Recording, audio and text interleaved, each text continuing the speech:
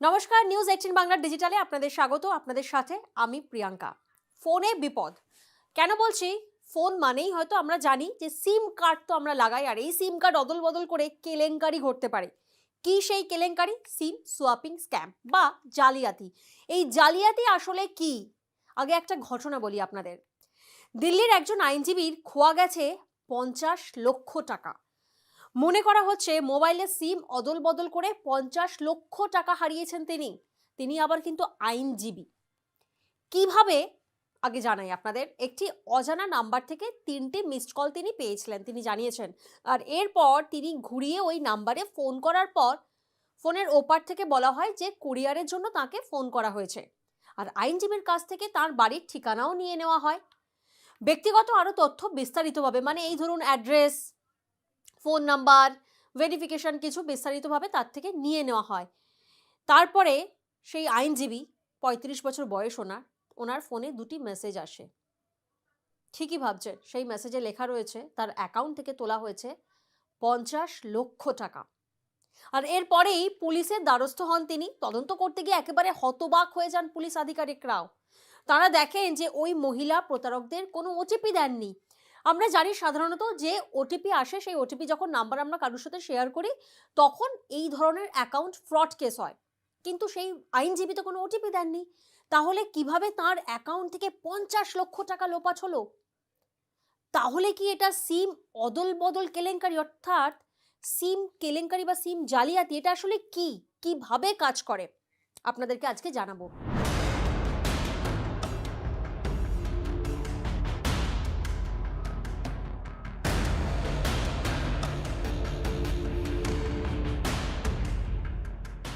আমরা অনেকেই হামেশাই মোবাইলে, অর্থাৎ আমাদের স্মার্টফোনে আমরা সিম কার্ড অদল বদল করি। কেমনভাবে? আমরা জানি যে কোনো সিম কার্ডে ডাটা আনলিমিটেড আছে, কোনো সিম কলে আবার ফোন কল আনলিমিটেড ফ্রি। এই জন্য আমরা সিম কার্ড অদল বদল করি। আর প্রথমে প্রতারকেরা কিন্তু কারোর সিম কার্ডের নাগাল পাওয়ার ওই জন্য চেষ্টা করেন। আর এরপর সিম কার্ডের নেটওয়ার্কের কারচুপি করে সেই ফোন নাম্বার নিজেদের কাছে থাকা সিম কার্ডের সঙ্গে লিঙ্ক করে ফেলে। একবার যদি প্রতারকেরা কারোর ফোন নম্বরের নিয়ন্ত্রণ পেয়ে যায় তাহলে কিন্তু তারা সেই ফোন নম্বরের মেসেজও পাঠায়। ফোন বা মেসেজের পর যদি পাল্টা ফোন বা মেসেজ আসে তাহলে যিনি ফোন করছেন তার মোবাইলটিও প্রতারকদের নাগালে চলে আসে। মানে সেই আইনজীবী, শুরুতেই যে ঘটনা আপনাদের বললাম, তিনি 3টে মিস কল দেখেন এবং সেই মিস কলে তিনি রিং ব্যাক করেন। সাধারণত আমরা প্রত্যেকেই দেখি যে কোনো কারণে যদি আমরা ফোন রিসিভ না করি এবং মোবাইলে যদি কোনো আননোন নাম্বার থেকে মিস কল থাকে আমরা তো ঘুরিয়ে ফোন করি। তিনিও তাই করেছেন। আবার তারপরেই ঘটেছে বিপদ। ফলে হ্যাকড হয়ে যাওয়া ফোনে যে মেসেজ আসে সেই একই মেসেজ প্রতারকের ফোনেও আসে। সহজেই ব্যাংকের পাঠানো ওটিপিও চলে আসে প্রতারকদের কাছে। আর প্রতারকদের প্রতারণা করার প্যাচ যেমন আছে তেমনি কিন্তু সেখান থেকে মুক্তির উপায়ও আছে। কিভাবে সিম অদল বদল কেলেঙ্কারি থেকে তাহলে রক্ষা পাওয়া যাবে? হ্যাঁ, আজ আপনাদের এটাই জানাবো। কারণ সিম কার্ড এ তো নয় যে এরকম অদল বদলের জন্য কেলেঙ্কারি হচ্ছে বলে তাহলে আমরা সিম কার্ড বদলই করবো না বা চেঞ্জই করবো না। না, তার জন্য কিন্তু মুক্তির উপায়ও রয়েছে। প্রাথমিকভাবে যদি ফোনে এমন কারোর সঙ্গে কথা বলা উচিত নয়, যার সঙ্গে কথা বলতে ভালো লাগছে না বা কথা বলে সুবিধের ঠেকছে না, যদি সিম কার্ড লক করা থাকে বা সিম কার্ডের বৈধতা সংক্রান্ত কোনো বার্তা আসে, তাহলে কিন্তু তখনই পরিষেবা প্রদানকারীর সঙ্গে যোগাযোগ করে নম্বরটি ব্লক করা উচিত। মানে সেই আইনজীবী, তিনি তো বুঝতেও পারেননি, কিন্তু তিনি কিন্তু সিম কার্ড চেঞ্জ করেছেন এবং আননোন নাম্বার থেকে তিনি ফোন দেখেছেন, ঘুরিয়ে ফোন করেছেন। কিন্তু তিনি তো জানতেন যে তিনি কোরিয়ারে কিছু অর্ডার করেননি। ফলে একটা অযাচিত কল ওনার কাছে এসছে, সেই মেসেজ এসছে, আর উনি নিজের তথ্য শেয়ার করেছেন, নিজের বাড়ির অ্যাড্রেস দিয়েছেন, ভেরিফিকেশন হয়েছে, সেই তথ্যগুলি উনি শেয়ার করেছেন। ফলে এখানেই কিন্তু আপনাদের সজাগ থাকতে হবে এবং নম্বরটি ব্লক করে দিতে হবে। ফোনে যদি সিম লকের সুবিধা থাকে তাহলে তো সেটি করে রাখাই ভালো। আর যদি সিম কার্ডের বৈধতা সংক্রান্ত বার্তা পেলে, মানে কোনোভাবে যদি আপনাদের কাছে কোনো মেসেজ আসে যে এই সিম কার্ড এবার ইনভ্যালিড হয়ে যাবে রাত 12টার মধ্যে, তাহলে কিন্তু ইউপিআই এবং ইন্টারনেট ব্যাংকিংও ব্লক করে দেবেন ইমিডিয়েটলি। কোনোভাবে সময় অপচয় করবেন না, সঙ্গে সঙ্গে আপনার ফোনে যে ইন্টারনেট বা ফোন ব্যাংকিং রয়েছে সেগুলো কিন্তু ব্লক করে দেবেন। এবং প্রতারকদের ঠেকাতে কিন্তু নির্দিষ্ট সময়ের ব্যবধানে পাসওয়ার্ড পরিবর্তন করতে হবে। কারণ আমরা জানি যে কোনো পাসওয়ার্ড, এখন যা দিনকাল এসছে, কোনো পাসওয়ার্ড কিন্তু টানা রাখা উচিত নয়। তা সেটা আপনার পার্সোনাল কোনো সোশ্যাল সাইটই হোক না কেন বা ফোন ব্যাংকিংয়ের ক্ষেত্রে পাসওয়ার্ড কিন্তু স্ট্রং পাসওয়ার্ড দেবেন এবং পাসওয়ার্ড থেকে থেকে চেঞ্জ করবেন। পাশাপাশি ব্যাংক অ্যাকাউন্টও কিন্তু নিয়মিত নজরে রাখা উচিত, যেটা হামেশাই আমরা ভুল করে থাকি। অ্যাকাউন্ট থেকে টাকা লোপাট হলে অতি সত্বর খুব তাড়াতাড়ি ব্যাংক কর্তৃপক্ষের সঙ্গে যোগাযোগ করার পরামর্শ দিচ্ছেন কিন্তু বিশেষজ্ঞরা।